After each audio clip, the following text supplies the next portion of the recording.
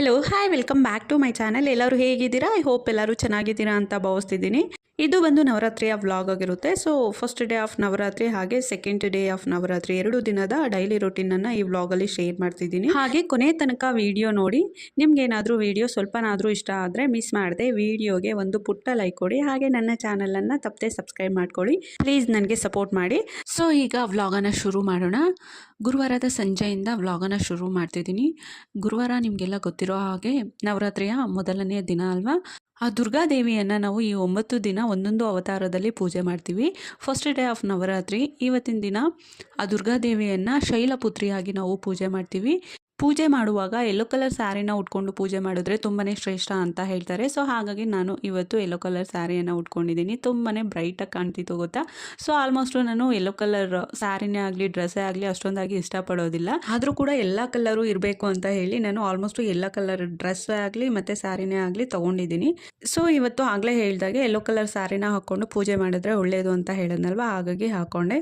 So ಹಾಗೆ ಇವತ್ತಿನ ನೈವೇದ್ಯಕ್ಕೆ ನಾನು ಹಾಲನ್ನು ಕಾಯಿಸಿ ಸಕ್ಕರೆ ಹಾಕಿ ಹಾಲಿಗೆ ಮತ್ತು ಒಂದು ಸ್ವಲ್ಪ ತುಪ್ಪನೂ ಕೂಡ ಸೇರಿಸಿ ನೈವೇದ್ಯಕ್ಕೆ ಇಟ್ಟಿದ್ದೀನಿ. ಸೊ ಪೂಜೆನೂ ಕೂಡ ಸಮಾಧಾನವಾಗಿ ಆರಾಮಾಗಿ ಮಾಡಿಕೊಂಡೆ, ಯಾಕಂದರೆ ಸಂಜೆ ಮಾಡ್ತಿರೋದ್ರಿಂದ. ಸೊ ನಾನು ಅಂದ್ಕೊಂಡಿದ್ದೀನಿ 9 ಡೇಸು ಕೂಡ ಸಂಜೆನೇ ಮಾಡಬೇಕು ಪೂಜೆ ಅಂತ. ಯಾಕಂದರೆ ಬೆಳಗ್ಗೆ ಅಂದರೆ ಒಂದು ಸ್ವಲ್ಪ ಅರಿಬರಿಲಿ ಆಗೋದಿಲ್ಲ, ಹಾಗಾಗಿ ಸಂಜೆ ಆರಾಮಾಗಿ ಮಾಡ್ಕೊಬೋದು ಅಂತ ನಾನು ಅಂದ್ಕೊಂಡಿದ್ದೀನಿ. ಕೆಲವೊಬ್ಬರು ಮಾರ್ನಿಂಗು ಸ್ವಲ್ಪ ಬೇಗನೆ ಪೂಜೆ ಮಾಡ್ತಾರೆ. ಸ್ವಲ್ಪ ಜನ ಅಲ್ಲ, ತುಂಬ ಜನ ಹಾಗೆ ಮಾಡ್ತಾರೆ. ಬಟ್ ಅದರಲ್ಲೂ ಕೂಡ ನನ್ನಂಥವ್ರು ಅಂದರೆ ಕೆಲವೊಬ್ಬರು ಸಂಜೆನೂ ಕೂಡ ಪೂಜೆ ಮಾಡ್ತಾರೆ. ನಮಗೆ ಪೂಜೆ ಮಾಡಲಿಕ್ಕೆ ಬೆಳಗ್ಗೆನೂ ಅಷ್ಟೇ ತುಂಬಾ ಒಳ್ಳೆಯದು ಮತ್ತು ಸಂಜೆನೂ ಅಷ್ಟೇ ತುಂಬಾ ಒಳ್ಳೆಯದು. ಅರ್ಲಿ ಮಾರ್ನಿಂಗು ಬ್ರಾಹ್ಮಿ ಮುಹೂರ್ತದಲ್ಲಿ ಪೂಜೆ ಮಾಡಿದ್ರು ತುಂಬಾ ಶ್ರೇಷ್ಠ. ಸೊ ಆಗ ಆಗಲಿಲ್ಲ ಅಂದರೆ ಸಂಜೆ ಟೈಮ್ ಒಂದು 5:45, 6, 6:30ಗೆ ಗೋಧೂಳಿ ಟೈಮ್ ಅಂತ ಹೇಳ್ತೀವಲ್ವ, ಆ ಟೈಮಲ್ಲೂ ಕೂಡ ಪೂಜೆ ಮಾಡಿದರೆ ತುಂಬಾ ಶ್ರೇಷ್ಠ. ನನಗೇನಂದರೆ ಸೊ ಕಂಫರ್ಟಬಲ್ ಆಗಿ ಪೀಸ್ಫುಲ್ಲಾಗಿ ಮನೆ ಕೆಲಸನೆಲ್ಲ ಮುಗಿಸ್ಕೊಂಡು ಆರಾಮಾಗಿ ಭಕ್ತಿಯಿಂದ ಪೂಜೆ ಮಾಡಬೇಕು ಅಂದರೆ ನನಗೆ ಸಂಜೆ ಟೈಮೇ ಆಗೋದು. ಹಾಗಾಗಿ ಆಲ್ಮೋಸ್ಟು ನಾನು ಇತ್ತೀಚೆಗೆ ಆದಷ್ಟು ಪೀಸ್ಫುಲ್ಲಾಗಿ ನಾನು ಸಂಜೆ ಟೈಮೇ ಪೂಜೆ ಮಾಡ್ಕೊಳ್ತೀನಿ. ಲಕ್ಕಿ ಹುಟ್ಟಿದ ಮೇಲೆ. ಅದಕ್ಕಿಂತ ಮುಂಚೆ ಎಲ್ಲ ಮಾರ್ನಿಂಗ್ಗೆ ಆದಷ್ಟು ಪೂಜೆ ಮಾಡ್ತಿದ್ದೆ. ಬಟ್ ಈಗ ಕೆಲವೊಂದು ಬಾರಿ ಆಗುತ್ತೆ, ಕೆಲವೊಂದು ಬಾರಿ ಆಗೋದಿಲ್ಲ. ಸೊ ರೇರ್ ಅಂತಲೇ ಹೇಳ್ಬೋದು ಮಾರ್ನಿಂಗ್ ಪೂಜೆ ಮಾಡೋದು. ಸೊ ಇರಲಿ, ಫಸ್ಟ್ ಡೇ ಆಫ್ ನವರಾತ್ರಿ ಮುಗೀತು. ಈ ರಂಗೋಲಿ ಹಾಕ್ತಿದ್ದೀನಲ್ವ, ಇದು ಸೆಕೆಂಡ್ ಡೇ ಆಫ್ ನವರಾತ್ರಿ 2ನೇ ದಿನ ಅಂದರೆ ಶುಕ್ರವಾರದ ವ್ಲಾಗ್ ಆಗಿರುತ್ತೆ. So morning as usual rangoli ಹಾಕ್ತಿದ್ದೀನಿ. ಸ್ವಲ್ಪ ಸ್ಪೆಷಲ್ಲಾಗಿ ಹಾಕ್ತಿದ್ದೀನಿ, ಈಗ ನವರಾತ್ರಿ ಅಲ್ವಾ, ಹಾಗಾಗಿ ಸ್ವಲ್ಪ ಟೈಮ್ ತೊಗೊಂಡು ಒಂದು ಸ್ವಲ್ಪ ಸ್ಪೆಷಲ್ಲಾಗಿ ರಂಗೋಲಿಯನ್ನು ಹಾಕ್ತಿದ್ದೀನಿ.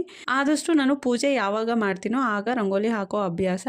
ಈಗ ಪೂಜೆ ಮಾಡ್ತಿರೋದು ಈವ್ನಿಂಗ್ ಆದರೂ ನಾನು ಮಾರ್ನಿಂಗೇ ರಂಗೋಲಿಯನ್ನು ಹಾಕ್ತಿದ್ದೀನಿ. ಯಾಕಂದರೆ ನವರಾತ್ರಿ ಆಗಿರೋದ್ರಿಂದ ಸ್ವಲ್ಪ ಮಾರ್ನಿಂಗೇ ಪಾಸಿಟಿವ್ ವೈಬ್ಸ್ ಕೊಡಲಿ ಮನೆಗೆ ಅಂತ ಹೇಳಿ ನಾನು ರಂಗೋಲಿಯನ್ನು ಮಾರ್ನಿಂಗ್ ಟೈಮೇ ಹಾಕ್ತಿರೋದು.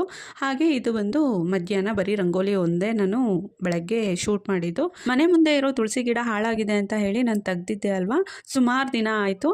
ಇವತ್ತು ನೋಡಿ ತುಳಸಿ ಗಿಡನ ತರಿಸಿದ್ದೀನಿ, 2 ಗಿಡನ ತರಿಸಿದ್ದೀನಿ. ಕೃಷ್ಣ ತುಳಸಿಯನ್ನು ತೊಗೊಂಡು ಬಂದಿದ್ದಾನೆ, ಆಯುಷ್ ಹೋಗಿದ್ದ.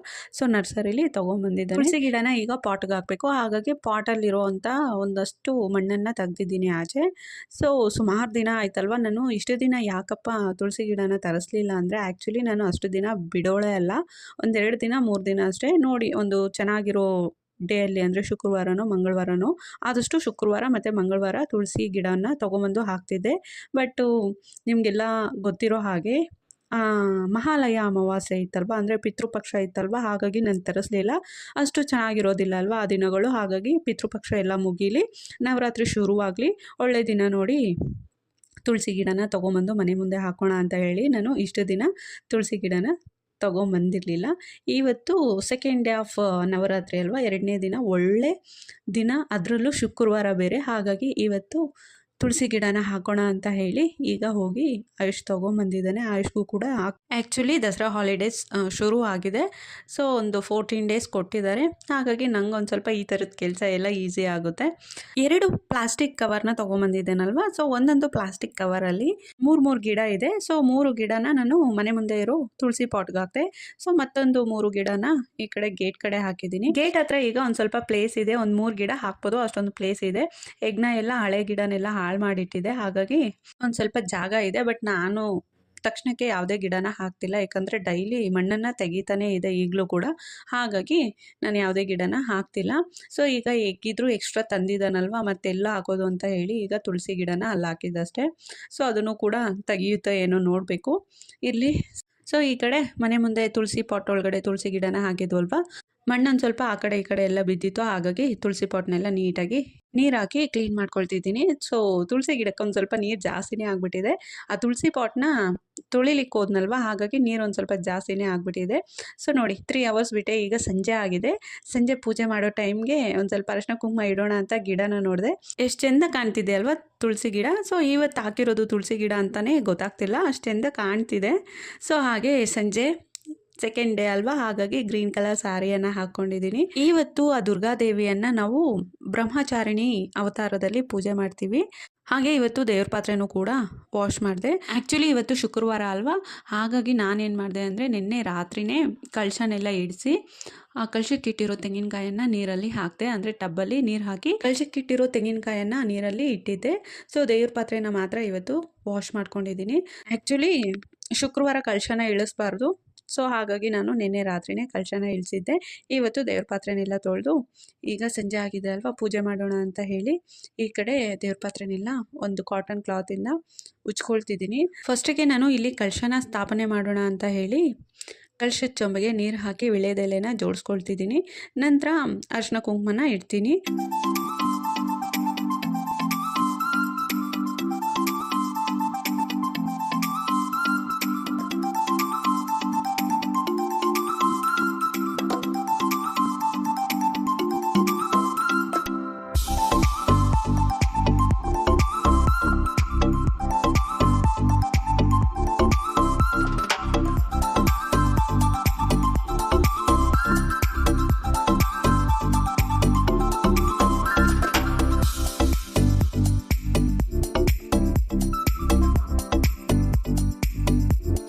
ಸೊ ನಾನು ಕಳಶ ಸ್ಥಾಪನೆ ಮಾಡಿದ್ದೀನಲ್ವ, ಸೊ ಕಳಶದ ಮುಂದೆನೇ ಗೊರವನಹಳ್ಳಿಯಿಂದ ಬಳೆನ ತೊಗೊಂಬಂದಿದ್ವಲ್ವ, ಆ ಬಳೆನೂ ಕೂಡ ಇಟ್ಟಿದ್ದೀನಿ. ಅದ್ರ ಮುಂದೆ ನೀವು ನೋಡ್ತಿರಬಹುದು ಅರಿಶಿನದಿಂದ ನಾನು ದೇವಿಯನ್ನು ಮಾಡ್ಕೊಂಡಿದ್ದೀನಿ. ಸೊ ನಾನು ಯಾವುದೇ ಐಡೋಲ್ನ ಇಡ್ತಿಲ್ಲ. ಅಂದರೆ ನಾವು ದುರ್ಗಾದೇವಿಯನ್ನು ಈಗ ಆರಾಧನೆ ಮಾಡ್ತೀವಲ್ವ, ಹಾಗಾಗಿ ಪೂಜೆಗೋಸ್ಕರ ನಾನು ಯಾವುದೇ ಐಡೋಲ್ನ ಯೂಸ್ ಮಾಡ್ತಿಲ್ಲ. ಅದ್ರ ಬದಲಾಗಿ ನಾನು ಏನು ಮಾಡ್ತಿದ್ದೀನಿ ಅಂದರೆ ಅರಿಶಿನದಿಂದ ಬ್ರಹ್ಮಚಾರಿಣಿ ದೇವಿಯನ್ನು ಮಾಡಿಕೊಂಡೆ. ಸೊ ನಿನ್ನೆನೂ ಕೂಡ ನಾನು ಅರಿಶಿನದ ಶೈಲಪುತ್ರಿಯನ್ನು ಮಾಡಿಕೊಂಡು ಸೊ ಆ ದೇವಿಗೆ ಅರಿಶಿನ ಕುಂಕುಮ ಇಟ್ಟು ಹಾಗೆ ನೈವೇದ್ಯಕ್ಕೂ ಕೂಡ ಇಟ್ಟು ಪೂಜೆ ಮಾಡಿದ್ದು. ಇವತ್ತು ಕೂಡ ನಾನು ಅದೇ ರೀತಿ ಮಾಡ್ತೀನಿ. ಇದು ಯಾರು ಹೇಳಿದ್ದಲ್ಲ ನನಗೆ, ಸೊ ನನ್ನ ಮನಸ್ಸಿಗೆ ಹೀಗೆ ಮಾಡಬೇಕು ಅನ್ನಿಸ್ತು, ಹಾಗಾಗಿ ನಾನು ಇದೇ ರೀತಿನೇ ಮಾಡ್ಕೊಳ್ತೀನಿ. ಹಾಗೆ ಇಲ್ಲಿ ಕಳಶಕ್ಕೆ, ಗಜಲಕ್ಷ್ಮಿ ದೀಪಕ್ಕೆ, ಆ ಬ್ರಹ್ಮಚಾರಿಣಿ ದೇವಿಗೆ ಅರಿಶಿನ ಕುಂಕುಮ ವಿಭೂತಿಯನ್ನ ಇಡ್ತಿದ್ದೀನಿ. ಸೊ ಏನು ಗೊತ್ತಾ, ರಿಂಗ್ ಫಿಂಗರಲ್ಲಿ ಅರಿಶಿನ ಕುಂಕುಮನ ಇಡಬೇಕು. ಬಟ್ ನನಗೆ ಅದು ರೂಢಿನೇ ಆಗ್ತಿಲ್ಲ ಗೊತ್ತಾ. ಸ್ಟಾರ್ಟಿಂಗಲ್ಲಿ ರಿಂಗ್ ಫಿಂಗರಲ್ಲೇ ಅರಿಶಿನ ಕುಂಕುಮನ ಇಡಬೇಕು ಅಂತ ಸ್ಟಾರ್ಟ್ ಮಾಡ್ತೀನಿ. ಸ್ಟಾರ್ಟಿಂಗಲ್ಲಿ ರಿಂಗ್ ಫಿಂಗರಲ್ಲೇ ಅರಿಶಿನ ಕುಂಕುಮ ಇಡ್ತೀನಿ ಕೂಡ. ನಂತರ ಹೋಗ್ತಾ ಹೋಗ್ತಾ ಸೊ ನನಗೆ ಗೊತ್ತಿಲ್ದಿರೋ ಹಾಗೆ ಇಂಡೆಕ್ಸ್ ಫಿಂಗರ್ನ ಯೂಸ್ ಮಾಡ್ತಿರ್ತೀನಿ. ಸೊ ಯಾವಾಗಲೇ ಆಗಲಿ ಇದೇ ರೀತಿ ಆಗುತ್ತೆ ಗೊತ್ತಾ. ಎಷ್ಟು ಸಲ ನಾನು ಅಂದ್ಕೊಂಡು ಅಂದರೆ ರಿಂಗ್ ಫಿಂಗರಲ್ಲೇ ಇವತ್ತು ಅರಿಶಿನ ಕುಂಕುಮ ವಿಭೂತಿ ಎಲ್ಲನೂ ಕೂಡ ಹಚ್ಚಬೇಕು ಅಂತ ಹಚ್ಚುತ್ತಿರ್ತೀನಿ. ಬಟ್ ಹೋಗ್ತಾ ಹೋಗ್ತಾ ನನಗೆ ಗೊತ್ತಿಲ್ಲದಿರೋ ರೀತಿ ಇಂಡೆಕ್ಸ್ ಫಿಂಗರ್ನ ಯೂಸ್ ಮಾಡಲಿಕ್ಕೆ ಶುರು ಮಾಡಿಬಿಟ್ಟಿರ್ತೀನಿ. ಅದಂತೂ ನನಗೆ ರೂಢಿನೇ ಆಗ್ತಿಲ್ಲ ಗೊತ್ತಾ. ಹಾಗೆ ಇವತ್ತು ಕೂಡ ನೋಡಿ ಸ್ಟಾರ್ಟಿಂಗಲ್ಲಿ ವಿಭೂತಿ ಎಲ್ಲ ನಾನು ರಿಂಗ್ ಫಿಂಗರಲ್ಲೇ ಹಚ್ಚಿದ್ದು. ನಂತರ ಇಂಡೆಕ್ಸ್ ಫಿಂಗರ್ನ ಅರಿಶಿನ ಕುಂಕುಮ ಇಡಲಿಕ್ಕೆ ಯೂಸ್ ಮಾಡಿದೆ. ನನಗೆ ಆ್ಯಕ್ಚುಲಿ ಆಗ ಗೊತ್ತಾಗಲಿಲ್ಲ, ಅಂದರೆ ಪೂಜೆ ಮಾಡುವಾಗ ಗೊತ್ತಾಗಲಿಲ್ಲ. ಈಗ ಎಡಿಟ್ ಮಾಡಿ ವಾಯ್ಸ್ ಓವರ್ ಕೊಡ್ತಿದ್ದೀನಲ್ವಾ, ಈಗ ಅಬ್ಸರ್ವ್ ಮಾಡ್ತಿದ್ದೀನಿ ನಾನು. ಸೊ ಹಾಗಾಗಿ ಈ ವಿಚಾರನ ನಿಮ್ಮ ಹತ್ರ ಶೇರ್ ಮಾಡ್ಕೊಳ್ಳೋಣ ಅಂದ್ಕೊಂಡೆ. ಸೊ ಹಾಗಾಗಿ ಈ ವಿಚಾರನ ನಿಮ್ಮ ಹತ್ರ ಕೂಡ ಶೇರ್ ಮಾಡಿದೆ. ಸೊ ನೋಡಿ ಅರಿಶಿನ ಕುಂಕುಮ ವಿಭೂತಿ ಎಲ್ಲ ಹಚ್ಚಿ ಹಾಗೆ ಗೆಜ್ಜೆ ವಸ್ತ್ರನೂ ಕೂಡ ಕಳಶಕ್ಕೆ ಇಟ್ಟಿದ್ದಾಯಿತು. ಸೊ ಹೂವಿನ ಅಲಂಕಾರನೂ ಕೂಡ ಮಾಡ್ಕೊಂಡಿದ್ದಾಯಿತು. ಹಾಗೆ ದೇವ್ರ ಮನೆ ಹೊಸ್ಲಿಗೆ ರಂಗೋಲಿ ಹಾಕೋಣ ಅರಿಶಿನ ಕುಂಕುಮ ಇಟ್ಟು ಅಂತ ಹೇಳಿ ಅರಿಶಿನ ಕುಂಕುಮ ಇಟ್ಟು ರಂಗೋಲಿ ಹಾಕ್ತಿದ್ದೀನಿ. ಸೊ ಗೇಟ್ ಹತ್ರ ಏನು ನಾನು ರಂಗೋಲಿ ಹಾಕಲಿಕ್ಕೆ ಹೋಗಲಿಲ್ಲ, ಯಾಕಂದರೆ ಮಾರ್ನಿಂಗೇ ಹಾಕಿದ್ದೆ ಅಲ್ವಾ. ಹಾಗಾಗಿ ಈಗ ನಾನೇನು ರಂಗೋಲಿ ಹಾಕ್ತಿಲ್ಲ, ಬರೀ ದೇವ್ರ ಮನೆ ಹೊಸ್ಲಿಗೆ ರಂಗೋಲಿ ಹಾಕಿ ನಂತರ ನಾನು ದೀಪ ಹಚ್ಚಿ ಪೂಜೆ ಮಾಡ್ತೀನಿ.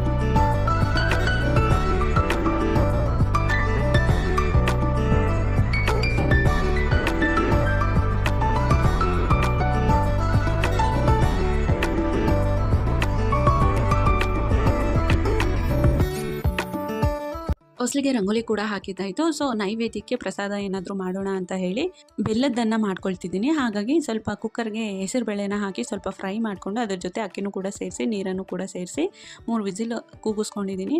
ಸೊ ವಿಸಿಲ್ ಹೋಗಿಲ್ಲ, ಹಾಗಾಗಿ ಮಧ್ಯಾಹ್ನ ಸಾಂಬಾರು ಮಾಡಿದ್ದೆ. ಆ್ಯಕ್ಚುಲಿ ಒಗ್ಗರಣೆ ಮಾಡ್ಕೊಂಡಿರಲಿಲ್ಲ, ಹಾಗಾಗಿ ಹೆಸರುಬೇಳೆ ಮತ್ತು ಅಕ್ಕಿ ಬೇಯಿಸಲ್ಲಿ ಒಗ್ಗರಣೆ ಮಾಡ್ಕೊಳ್ಳೋಣ ಅಂತ ಹೇಳಿ ಕಾಳು ಸಾಂಬಾರಿಗೆ ಒಗ್ಗರಣೆ ಮಾಡಿಕೊಂಡೆ. ಎಷ್ಟು ಚೆಂದ ಇದೆ ನೋಡಿ ನೋಡಲಿಕ್ಕೆ, ಮತ್ತು ತಿನ್ನಲಿಕ್ಕೂ ಅಷ್ಟೇ ಸೂಪರಾಗಿತ್ತು ಗೊತ್ತಾ ಕಾಳು ಸಾಂಬಾರು. ಆ್ಯಕ್ಚುಲಿ ಮೊನ್ನೆ ಯಾವತ್ತು ಪಿತೃಪಕ್ಷದ ದಿನ ನಾನ್ ವೆಜ್ ಸಿಗುತ್ತೋ ಇಲ್ವೋ ಅಂತ ಹೇಳಿ ಕಾಳನ್ನು ನೆನೆಸಿಟ್ಟಿದ್ದೆ ಅಲ್ವಾ, ಆ ಕಾಳನ್ನು ಮತ್ತು ಮೊಳಕೆ ಕಟ್ಟಲಿಕ್ಕೆ ಹಾಕಿದ್ದೆ ಅಲ್ವಾ, ಮತ್ತು ಚಿಕನ್ ತೊಗೊಂಬಂದರು ಅಂತ ಹೇಳಿ ಆ ಮೊಳಕೆ ಕಟ್ಟಿದ ಅವರೆಕಾಳನ್ನು ಫ್ರಿಜ್ನಲ್ಲಿ ಎತ್ತಿಟ್ಟಿದ್ದೆ. ಸೊ ಇವತ್ತು ಮಸಾಲೆ ಇಟ್ಟು ಸಾಂಬಾರು ಮಾಡಿದ್ದೀನಿ. ಘಮ ಘಮ ಅಂತಿತ್ತು ಗೊತ್ತಾ, ತುಂಬಾ ಚೆನ್ನಾಗಿತ್ತು.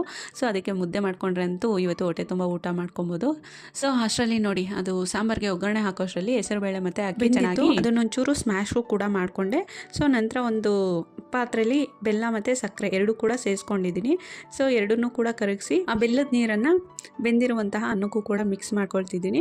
ಒಂದು ಸ್ವಲ್ಪ ಅದಕ್ಕೆ ತುಪ್ಪದ ಒಗ್ಗರಣೆ ಕೊಟ್ಬಿಟ್ರೆ ನೈವೇದ್ಯಕ್ಕೆ ಬೆಲ್ಲದನ್ನ ರೆಡಿ ಆಗುತ್ತೆ. ಬೆಲ್ಲದನ್ನ ರೆಡಿ ಆಗಿದೆ ನೋಡಿ.